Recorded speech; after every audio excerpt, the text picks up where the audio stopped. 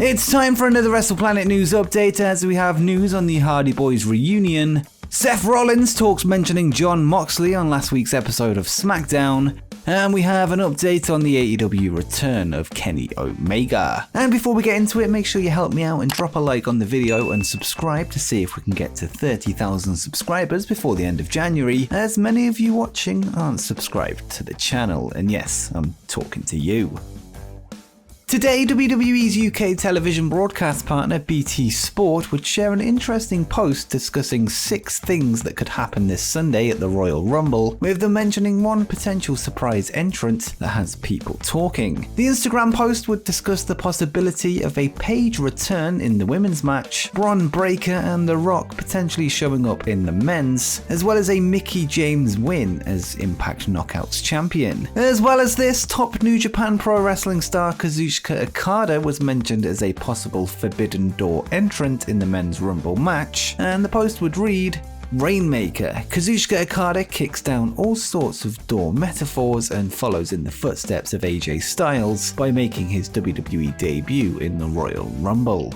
This follows a recent report that WWE are looking to add a Forbidden Door entrant to the men's match after the announcement of current Impact Knockouts champion Mickie James' involvement in the show. The Rainmaker is yet to appear in WWE despite him being a huge star in Japan, with him having stayed loyal to New Japan throughout his career. Whilst it is known that Triple H is a big fan of Okada, with Okada even saying he wants a match with the game, with WWE even having talks with New Japan over a possible working relationship in recent times, it's likely that this post is merely to sell more pay-per-views in the UK, with BT Sports' social media manager likely having no prior knowledge of any surprise entrants in the matches. But what do you think? Will Kazuchika Okada show up in the Royal Rumble match this Sunday? Let me know in the comments down below.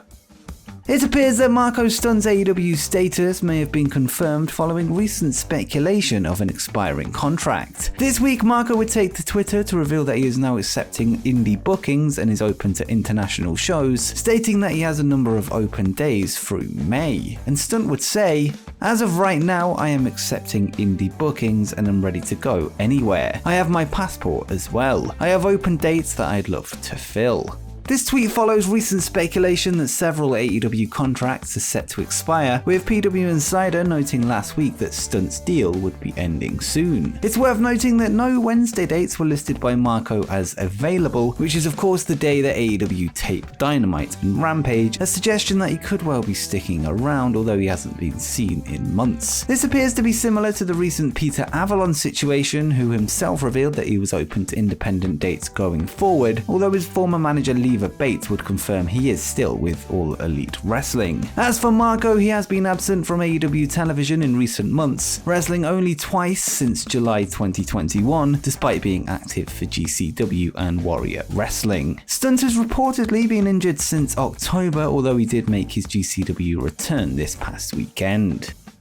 Next up, let's go to some more free agency news as a former WWE superstar has confirmed their future. Jack Gallagher has been announced as the latest signing of Philadelphia-based Bare Knuckle Fighting Championship, with the news being revealed via social media this past Tuesday. The former 205 Live star was released from WWE in June 2020 following accusations made against him during the Speaking Out movement, with him taking full responsibility for his actions that are said to have taken place at a New Year's party in 2014. He would sign with WWE in 2016 as part of a fresh batch of talent added to the 205 Live roster, having previous experience on the independent wrestling scene as well as a brief stint in the UK mixed martial arts scene. Gallagher owns 2 submission victories as an amateur in MMA in 2015 and 2016 and will fight under his real name of Jack Cleffy as a bare knuckle fighter and will make his BKFC debut in mid-2022.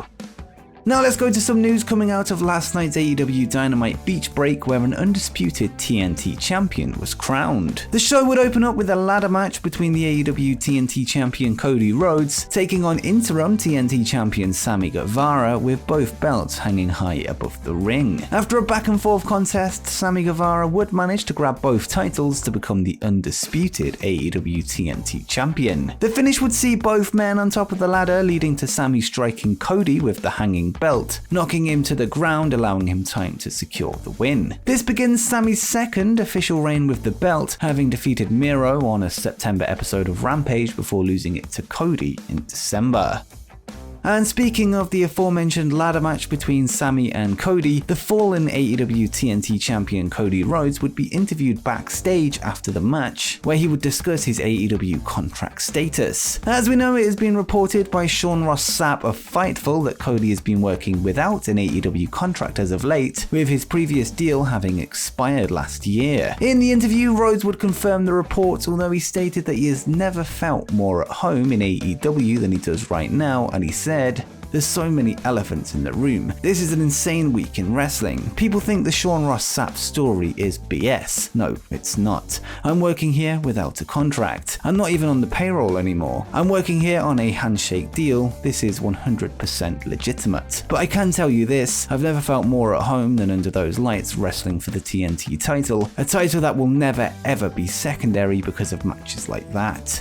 Naturally, the TNT title loss has added more fuel to the Cody Rhodes Royal Rumble fire, although admittedly this does seem unlikely to happen. Either way, Cody's AEW status remains unclear, with him yet to agree fresh terms with the promotion he helped build, with him now having had the time and the opportunity to sign a new deal, something that has yet to happen. Later in the show, CM Punk and MJF would meet once again as the two continue their long-running rivalry, and the war of words this time would revolve around Punk's decision to leave pro wrestling in 2014, with references made to his podcast appearance with Colt Cabana and even the lawsuit between the two former friends. This week's Dynamite was held in Cleveland, Ohio, which is interestingly the home to the Monday Night Raw after the 2014 Royal Rumble, a show Punk was advertised for but ultimately no-showed, walking out of the company in the process. MJF would then reveal that he will finally step in the ring for a match with Punk next week in the latter's hometown of Chicago in the main event of Dynamite, which will be the first of what is likely a series of matches between them. MJF would then bring out FTR, Shawn Spears and Wardlow to attack Punk, although Wardlow's lack of involvement in the assault was pointed out by the commentary team, a further hint that he is growing tired of the Pinnacle and MJF. With that said, the War Dog was ordered to powerbomb Punk onto a steel chair before MJF sat on top of Punk with his legs crossed, recreating the visual of the famous 2011 pipe bomb promo. But let me know what you think will happen in the MJF versus CM Punk match. Will it even take place? Will MJF cheat to win, or will Punk score a hometown victory? Let me know in the comments down below. And for our final story coming out of last night's AEW Dynamite, let's take a look at the latest AEW signee. The show's main event would pit Adam Cole and Orange Cassidy against each other in a lights out match, which of course means anything goes. During the bout, Cole would look under the ring for a weapon before he pulled out a steel chair to hit Cassidy with. To the surprise of Cole and the AEW fans, former Ring of Honor star Danhausen would be holding the chair, and he would be pulled out from under the ring to confront Cole. The distraction would allow Orange Cassidy to swing the momentum of the match before Danhausen made his way to the back. Following the show, it would be confirmed by AEW President Tony Khan that Danhausen has officially signed with the company, posting a graphic stating that he is all elite. The Cult star has teased a move to AEW over recent weeks ever since Ring of Honor's hiatus, which saw the vast majority of their roster leave, with him now joining his best friend CM Punk and his online rivals the Gun Club in All Elite Wrestling. In December last year, Jeff Hardy was released from WWE, leading to much speculation of a reunion with his brother Matt in AEW. This week, Matt Hardy spoke with the Wrestling Perspective podcast, where he would discuss his brother's future in wrestling, for stating that 2022 will be a great year for the Hardy Boys, and he said, "I'll be honest, when it comes to myself and Jeff teaming up and being the Hardy Boys, it's like riding a bike. You just get back on and you just start pedaling and it's business as usual. That's one thing that's really cool, knowing that I have literally been there since this guy was born, you know, his whole life. So we really know each other inside and out, and it's going to be fun. You know, Jeff's excitement and passion for wrestling have been so renewed now that he has this new horizon in front of him. I'm very excited about that, and without going into too much detail, I'm very excited to where 2022 is going to take the Hardy Boys. I feel like it's going to be a great year for both Matt and Jeff."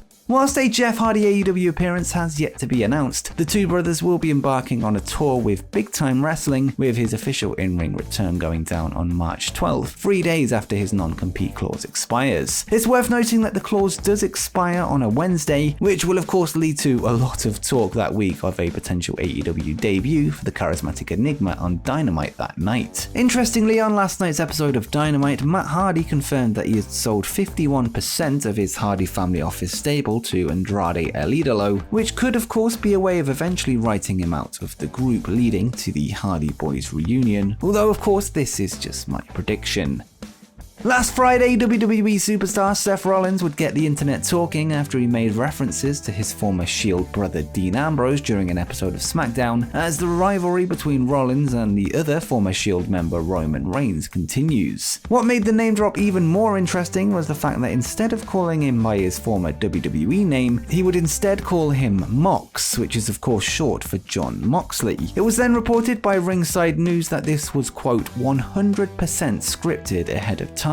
Rollins would speak to Alex McCarthy of TalkSport this week ahead of his match with Roman Reigns this Sunday, where he was asked about the reference to Jon Moxley, and Seth would respond, "It's just an Easter egg, I think, for some of the fans that have enjoyed the Shield and stuck around, followed us for years and stuff like that. It would be very easy to tell the story of the tribal chief versus the visionary. That's a simple story and obvious for those who watch on a weekly basis, but if you follow the industry and you pay attention and you know where we came from, you know there was a third guy in the mix. I'm not going to sit around and ignore that history, I'm going to bring that up because I think that's important, and I think people who care about that appreciate it. It's one of those things where it was on the tip of my tongue, it made sense, so it came."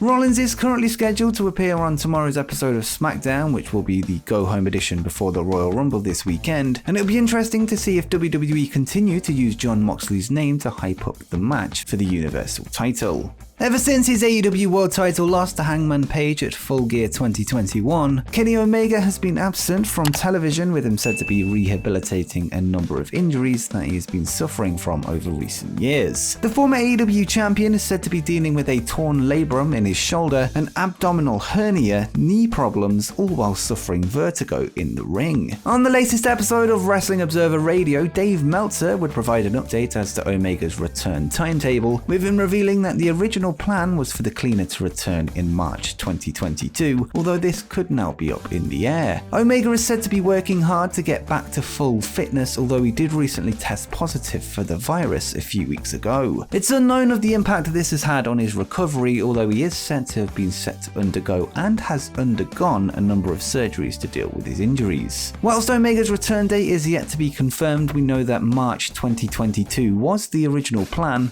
although it's yet to be seen if this can now be met. Either way, AEW President Tony Khan has told Omega to take all the time he needs, with him likely only returning once he is fully recovered from all of his nagging injuries. And before you go, make sure you check out my video where I discuss 12 of the most obscure WWE appearances by AEW wrestlers.